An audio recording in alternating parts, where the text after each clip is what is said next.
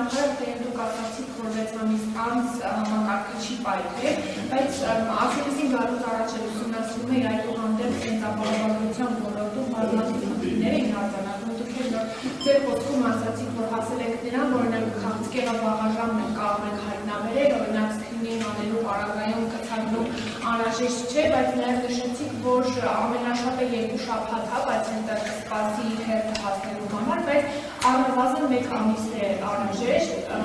X պոլիկլինիկայում թերապևտի մոտ գնացվելու համար, դա նաև ասում եմ անձնական փորձից ելնելով, դա նաև ձեր նոր հրամանի կամ որոշման արդյունքն է, որ այն թերապևտի մոտ ում մոտ որ կցադրված են, այլևս հնարավոր չէ ուրիշ այլ թերապևտի մոտ մոտենալ։ Ես նաև ուզում եմ, դուք նշեցիք, որ կան բժիշկներ, թերապևտներ, ովքեր կարող են 2-3 ժամ աշխատել եւ բնական է իրենց աշխատավարձը չի կարող լինել։ Հիմա ես ուզում եմ հասկանալ ձեր այս որոշումը որքանով եք ճիշտ գնահատում, եթե մեկ թերապևտի մոտ 1 ամիս անց դու կարող ես հերթագրվել եւ ստանալ խորհրդատվություն։ Արդյոք ճիշտ չէ, որ այո, եթե կան ազատ թերապևտներ, մոտենալ եւ այսպեսով նաեւ հերթերը կանխարգելվել։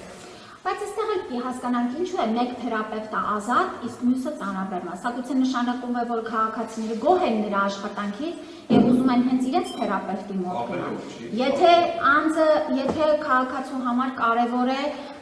ու ցանկություն ունի այլ թերապևտի մոտ տեղափոխելու, սա շատ պարզ գործողություն է,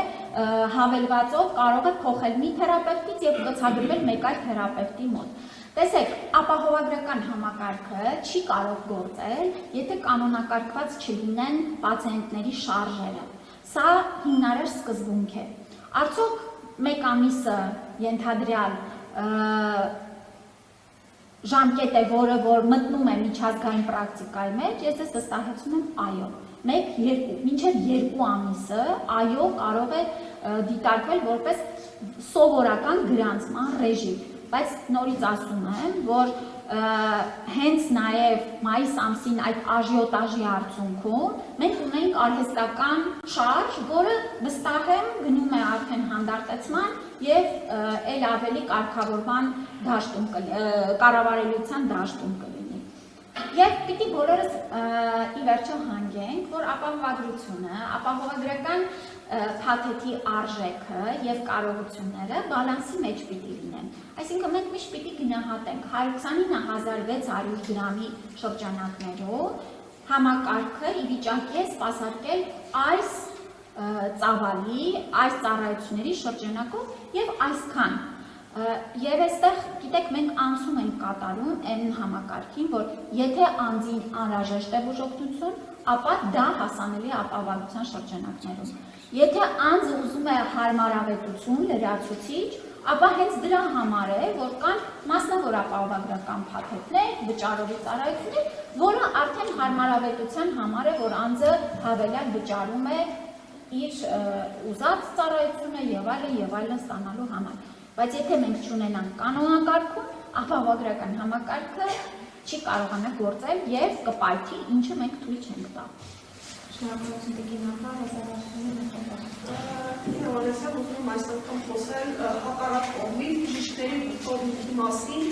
հերթերի մասին խոսեցինք, արդեն բուժառումների մասով, որ երկար են սպասում բժիշկների դեպքում էլ այդ ամբողջը բուժառումների ասացած դժգոհությունը մունատը կոտրվում է բժիշկների վրա, որովհետև երբ որ 2-3 շաբաթ պետք է սպասես հերթագրման եւ չվճարես ավել այդ 5000 դրամ արտահերթի համար, արդեն մտածում եմ, որ դա բժշկին է վճարում, կամ բժշկի գրպանն է գրում եւ ես վերջին որպես 1 շաբաթ առաջ 3 դեպք եմ ականատես եղել պոլիկլինիկան, թե ինչպես է բժիշկը մի դեպքում բուժառումի դեպքում անկետան շփոթվում բժշկի վրա,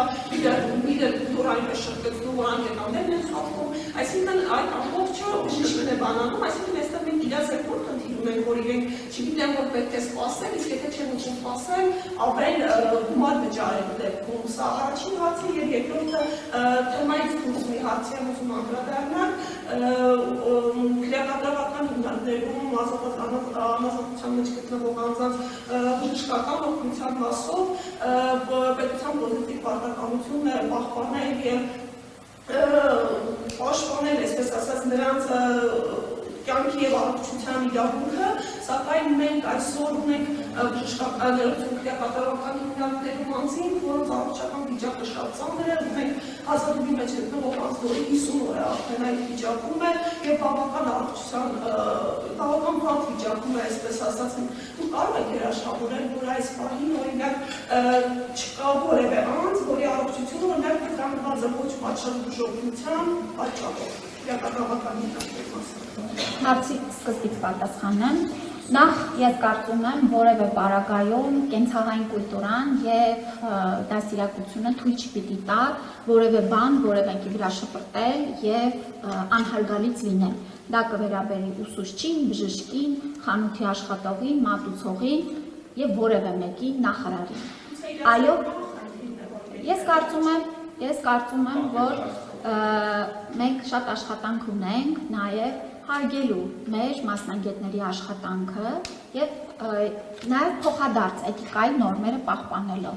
Ես դες ընդգծեմ, որ այս առումով մենք շատ մեծ ձեռքբերում ունենք։ Այս ընթացքում հանդիպումներին, իսկ վերջի ամիսներին ես հանդիպել եմ հազարավոր քաղաքացիների եւ ընդգծում էին նրանցից ճնշող մեծամասնությունը, որ զարմացած են, ոչ միայն որ ծառայությունները հասանելի են դարձել իրենց, այլ նաև բժիշկների վերաբերմունքից, բուժ անձնակազմի սպասարկման որակից։ Սա ինձ համար ամենակարևոր գնահատականներից մեկն է։ Ես ձեզ ասում եմ, ճնշող մեծամասնությունը։ Եվ այստեղ էլ ես ուզում եմ ընդգծել, որ մենք հասել ենք նրան, որ անձի նկատմամբ վերաբերմունքը ծառայություններ մատուցելիս կախված չէ անձը ինչ համակարգով է սպասարկվում։ Սա կարևորագույն եւ մեծ ձեռքբերում է։ Իսկ ինչ վերաբերվում է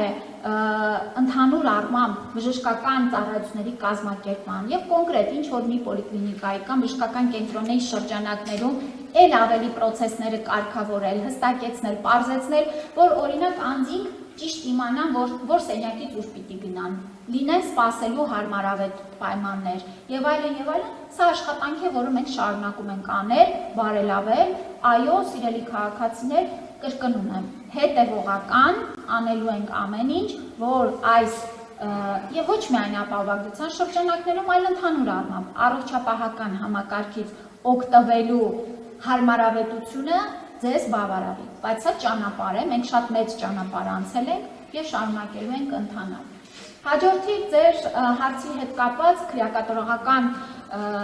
հիմնարկներում անազատության մեջ գտնվող անձանց ես ասեմ, որ այս առումով շատ մեծ աշխատանք է կատարվել։ Նախ ծառայությունների հասանելիության եւ որակի առումով վստահ եմ գիտեք, որ Արմավիրում ունենք 100 մահճակալանոց լավագույն ստանդարտներին համապատասխանող բժշկական ծառայություններ,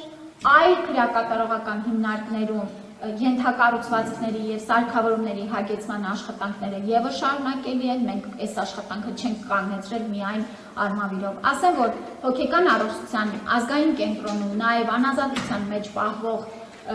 անձանց պահման պայմաններն են լրիվ փոխվել եւ համեմատած նախկինում կենտրոնական այդ հոսպիտալում դրանք անհամեմատ են եւ այսպես բոլոր ուղղություններով։ Ինչ վերաբերվում է անձի կողմից հացադուլի մասով, իհարկե օրենքով սահմանված եւ հնարավորինս արվում է ամեն ինչ, որ պահպանվի նրա ուրեմն հացադուլ իրականացնելու իրավունքը, իհարկե մենք եւ սա շարունակական աշխատում են թե բժիշկները եւ թե քրեակատարողական հիմնարկի սոցիալական ծառայությունները, որպեսզի անձը օր առաջ դադարեցնի հացադուլը։ Այլ մանրամասներ իրավասու չեմ բանանելու։ Ես երաշխավորում եմ, որ անձի համար ցուցված բժշկական ծառայությունները միանշանակ տրամադրվում են եւ բոլորը հավասարապես օգտվում են իրենց իրավունքներից, թե դեղորայքային ապահովման, թե հետազոտություններ անցնելու եւ թե նաեւ բժշկական ծառայություններ ստանալու։ Բայց ես նորից կրկնում եմ, այս ամենը պետք է տեղավորվի մեր գործելակարգերի եւ ընթացակարգերի մեջ, բուժ ծառայություններից օգտվելու իրավունքը եւս սահմանված է եւ սահմանափակված է օրինականության շրջանակներում։ Մեր խնդիրն է ապահովել մեր բոլոր անազատության մեջ գտնվող անձանց հավասար հնարավորությունը եւ իրավունքը։ Ինչ ստացվում, որ օրինակ քաղաքական դասական առաքելություն իրականացնող խմբի անդամները մշտապես ահազանգում են առողջության հետ կապված խնդիրների եւ բուժօգնության հրաբարության մասին։ Եվ մահվան թվերը, Ինավանեսյան, մահվան թվերը կգրնելու միշտ համարվել է մտահոգիչ, նույն դերապաշտպանների կողմից։ Ուրեմն չկան հաշվետվություններ, որոնց մենք չենք տեղեկանում եւ անընդհատ բարելավում։ Նորից եմ կրկնում, եւ այդ հաշվետվություններն են հենց ցույց տալիս, թե մարդու իրավունքների պաշտպանի, թե այլ դիտորդական խմբերի կողմից, որ վերջին 5 տարիների ընթացքում ահռելի մեծ տեղաշարժ ունենք։ Իհարկե բոլոր հարցերը լուծված չեն եւ թվերով բացահայտում, օրինակ մահվան թվերը չեն նվազել ըստ իրավապաշտպանների։ Հարգելիներս, ընդհանուր առմամբ ծառայությունների որակի հասանելիության գնահատականը բազմաբաղադրիչ ուրեմն հաշվետվություններ են։ Դուք բոլոր դրանք բաց են կարող եք ծանոթանալ, կարող եք նաև շրջայց կազմակերպել ձեզ համար, ինքներդ տեսնեք, թե ինչպես են փոխվել պայմանները հենց ձեր աչքով։ Ես կարծում եմ դա էլ շատ կարևոր է։ Երևի թե այսքանն։ Իհարկե, նորից եմ կրկնում, մենք ունենք քրեակատարողական հիմնարկներ, որտեղ ենթակառուցվածքների առումով դեռ շատ անելիք ունենք։